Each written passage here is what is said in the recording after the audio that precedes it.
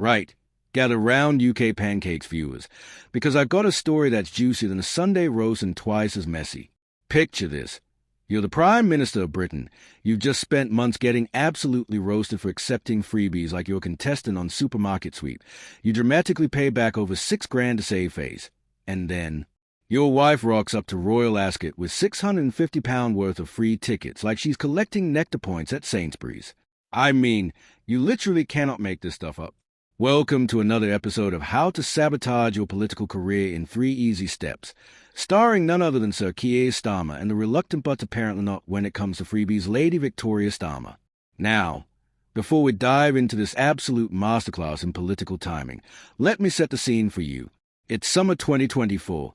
The sun's actually shining in Britain for once, and Victoria Starmer is living her best life at Royal Ascot in a bright orange sundress that probably costs more than most people's monthly rent.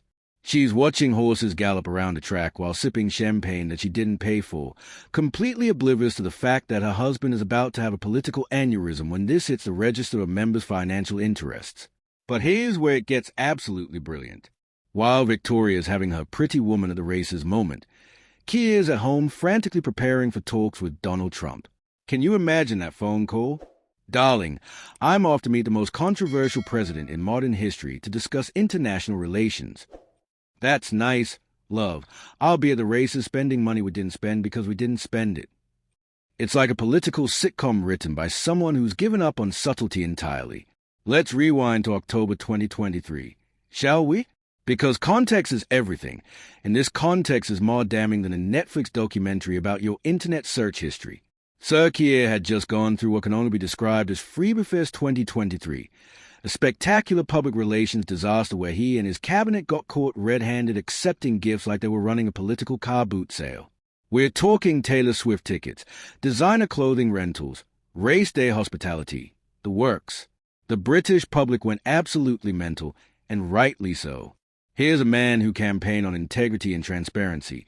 Meanwhile, he's collecting freebies like they're going out of fashion. The backlash was so intense that Starmer had to reach into his own pocket. Shocking, I know, and pay back over £6,000. £6,000. That's more than some people earn in 3 months. He handed back nearly $2,000 for Doncaster racecourse tickets, 6 Taylor Swift tickets that probably would have made him the coolest dad in North London, and a clothing rental agreement for his wife that made her look like she'd stepped off a magazine cover. The man basically had to return his entire Christmas list and probably felt like a kid who'd been caught with his hand in the biscuit tin. But here's the kicker, and this is where the story goes from mildly embarrassing to absolutely spectacular. After all that drama, after paying back thousands, after promising to tighten the rules and improve transparency, after basically admitting that maybe, just maybe, accepting all these gifts wasn't the best look for a Prime Minister, his wife goes and does it again. It's like watching someone diet all week and then demolish an entire cheesecake on Friday night.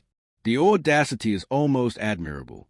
Now, let's talk about the woman herself, because Victoria Starmer is genuinely fascinating. She's been labeled a reluctant political spouse because she rarely makes public appearances. She's an NHS occupational health worker who clearly values her privacy and has managed to stay largely out of the political spotlight. But apparently, when it comes to free tickets to one of Britain's most prestigious racing events, reluctance goes right out the window faster than common sense at a Black Friday sale. The optics here are absolutely devastating. While ordinary British families are struggling with the cost of living crisis, while people are choosing between heating and eating, while the NHS is crumbling and public services are stretched to breaking point, the Prime Minister's wife is enjoying complimentary hospitality at Royal Ascot. Its tone deaf doesn't even begin to cover it. It's like playing a kazoo in Carnegie Hall. Technically possible, but everyone's going to notice and nobody's going to be impressed. And the timing. The absolute catastrophic timing of this revelation is so perfect it feels scripted. This comes out just as Starmer's trying to rebuild his reputation after the freebie fiasco. It's like he's been walking on eggshells for months, carefully crafting his image as a reformed politician who's learned from his mistakes, and then boom, his wife's at the races with free tickets, completely undermining everything he's been trying to achieve. It's political self-sabotage at its finest. But let's dig into the numbers. Because £650 might not sound like much to some people, but in the context of British politics right now, it might as well be £650,000. This is a government that's been preaching about tough choices and fiscal responsibility. They've been telling pensioners they can't afford winter fuel allowances while the PM's wife is getting free champagne and canapes at Ascot. The disconnect is so glaring you could see it from space. What makes this even more ridiculous is that Keir Starmer wasn't even there. He missed his own wife's freebie adventure because he was preparing for Trump talks. So not only did they accept the gift, but they couldn't even be bothered to attend together. It's like accepting a free holiday and then sending your mate instead. The lack of political awareness is staggering. The parliamentary register entry is a thing of beauty in its bureaucratic bluntness. Tickets and hospitality for 3 family members, value approximately £650. Just sitting there in black and white, a monument to political tone deafness. You can almost hear the collective sigh of Starmer's press team when this had to be declared. They probably went through the 5 stages of grief in about 30 seconds. Now, I know what some of you are thinking. £650 isn't exactly breaking the bank for a Prime Minister's family. And you're right, it's not. But that's exactly the point. If it's such a small amount, why not just pay for it yourselves? Why risk the political fallout for what amounts to pocket change in the grand scheme of things? It's like shoplifting a Freddo. Technically possible, but why would you bother when you can afford to buy the entire sweet shop? The fact that Victoria Starmer is described as reluctant when it comes to public appearances but apparently quite enthusiastic about free stuff is just chef's kiss perfect.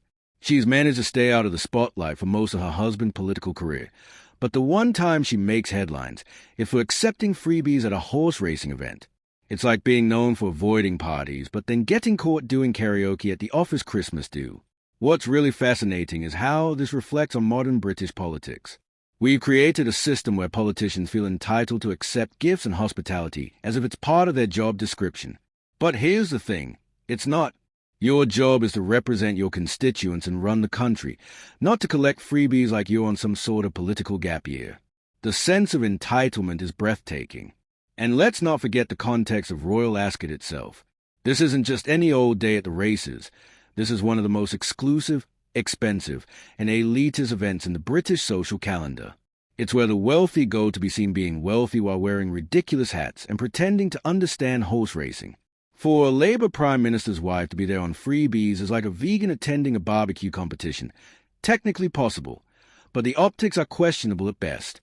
The investigation by Richard Eden that revealed this story deserves a round of applause, because this is exactly the kind of scrutiny our politicians need. When public figures accept gifts and hospitality, the public has a right to know about it, especially when those same politicians are making decisions about public spending and asking ordinary people to tighten their belts. What's truly mind-boggling is that after everything that happened in 2023, nobody in the Starmer household thought, maybe we should just buy our own tickets this time. It's like they've got collective amnesia when it comes to learning from their mistakes. The lack of self-awareness is almost impressive in its completeness. The promise to tighten the rules and create new principles for gifts and hospitality sounds great, but actions speak louder than words, and the actions here are screaming, "Do as I say, not as I do," so loudly they can probably hear it in Scotland. You can't campaign on transparency and integrity while your family's collecting freebies like they're running a political lucky dip. This whole saga perfectly encapsulates what's wrong with British politics right now.